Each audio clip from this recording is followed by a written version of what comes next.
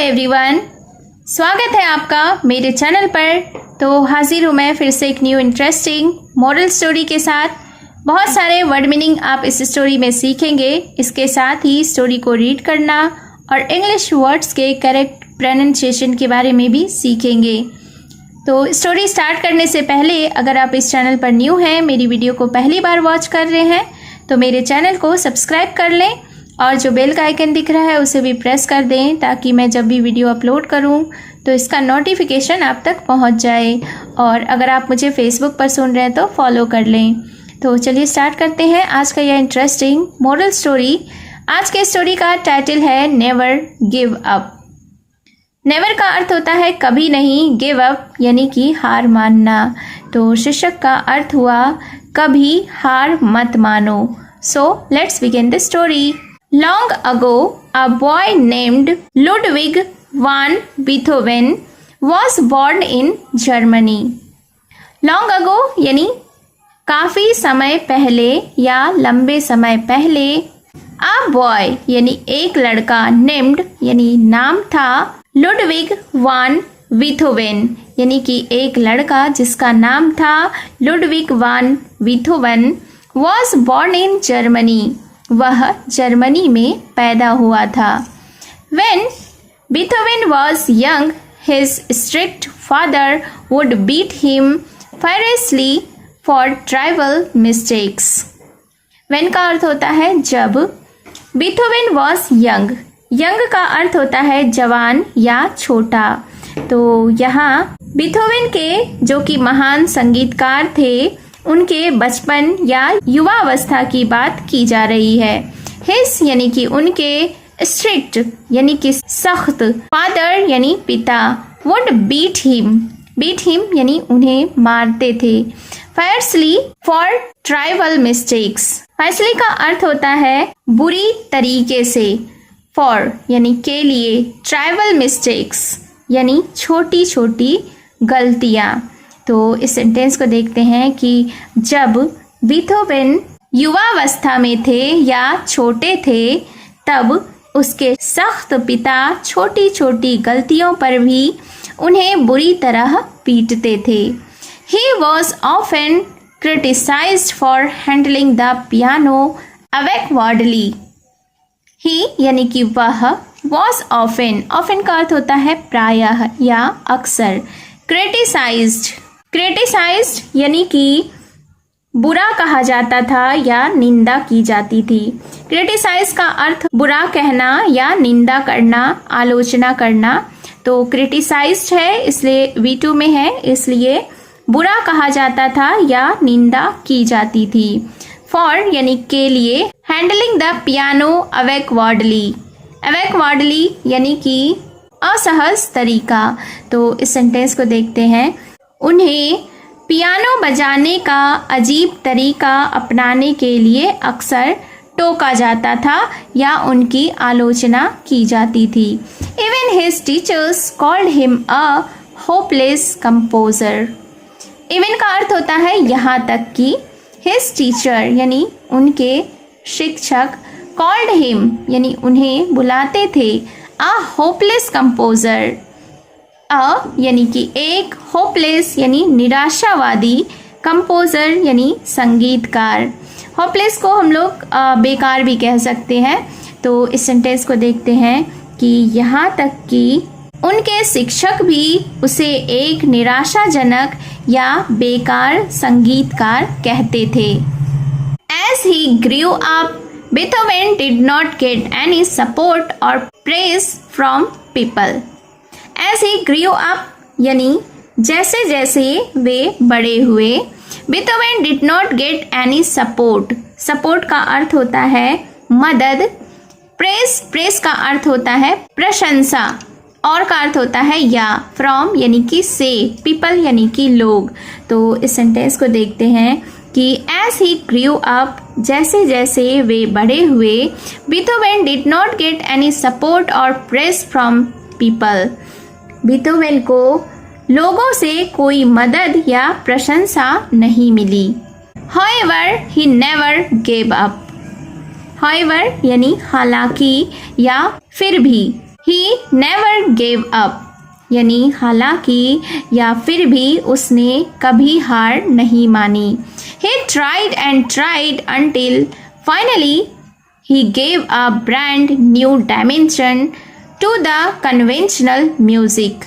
He tried and tried, यानी कि उसने बार बार कोशिश की, until यहाँ तक कि, finally यानी आखिरकार, he gave a brand new dimension to the conventional music, और यहाँ तक कि अंततः उसने पारंपरिक पुराने संगीत को एक बिल्कुल नया आयाम दिया।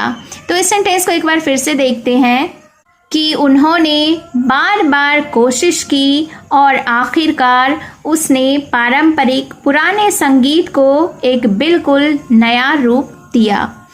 He used to say, I always have a picture in my mind while composing and follow its lines.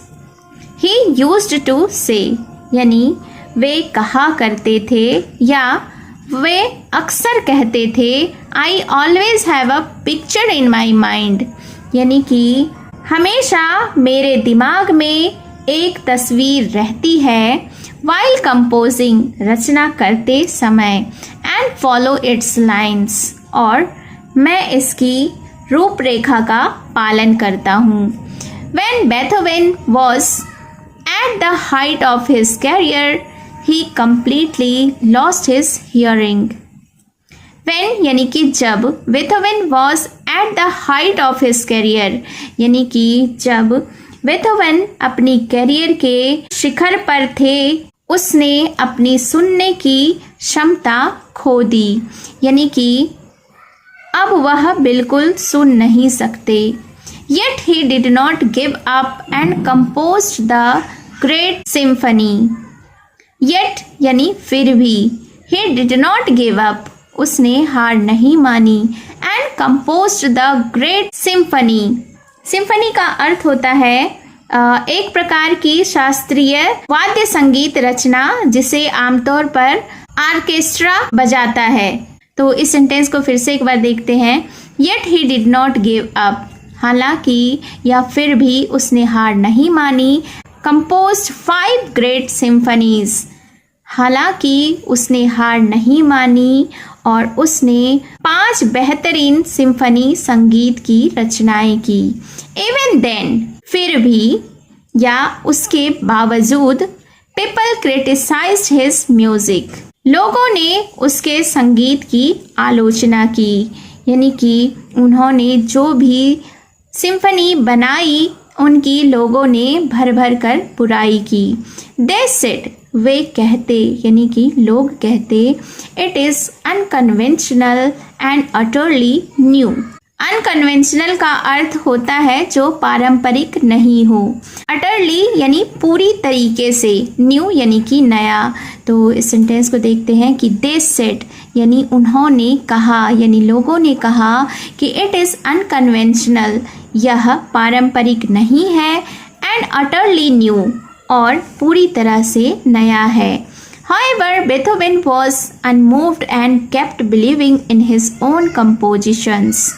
However, यानी फिर भी, Beethoven was unmoved, Beethoven प्रभावित नहीं हुए, and kept believing in his own compositions और अपनी रचनाओं पर विश्वास बनाए रखा। He never gave up and became a famous composer of classical music.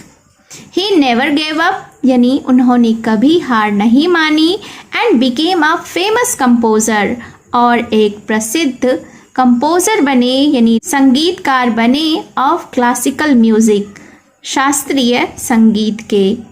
He played an important role in the tradition of classical to romantic music. शास्त्रीय संगीत से रोमांटिक संगीत में बदलाव में एक महत्वपूर्ण भूमिका निभाई। Moral of the story is always remember that quitters can never be winners. तो इस स्टोरी से, इस कहानी से हमें यह सीख मिलती है और इस स्टोरी का यह नीति है कि ऑलवेज रिमेंबर दैट, हमेशा यह याद रखो कि quitters can never be winners, यानी कि जो हार मान लेते हैं वे कभी विजेता नहीं बन सकते, या जो लोग बीच में हार मानते हैं वे कभी सफल नहीं हो सकते। So it was the short moral story. I hope you have enjoyed the story and you have learned many vocabularies in the story. तो अगर आपने अभी तक मेरे चैनल को सब्सक्राइब नहीं किया है तो जल्दी से चैनल को सब्सक्राइब कर लें, बेल का आइकन भी हिट कर दें, और अगर आप मुझे फेसबुक पर सुन रहे हैं तो फॉलो कर लें। और इस स्टोरी के डिस्क्रिप्शन में मेरे चैनल का लिंक है, मेरे चैनल पर विजिट करके वहाँ से बहुत सारी moral stories and interesting stories को आप चेकआउट कर सकते हैं और अपने वर्ड्स पावर को भी इम्प्रूव कर सकते हैं। तो मिलती हूँ मैं फिर से एक न्यू इंटरेस्टिंग मोरल स्टोरी के साथ। Thank you for watching.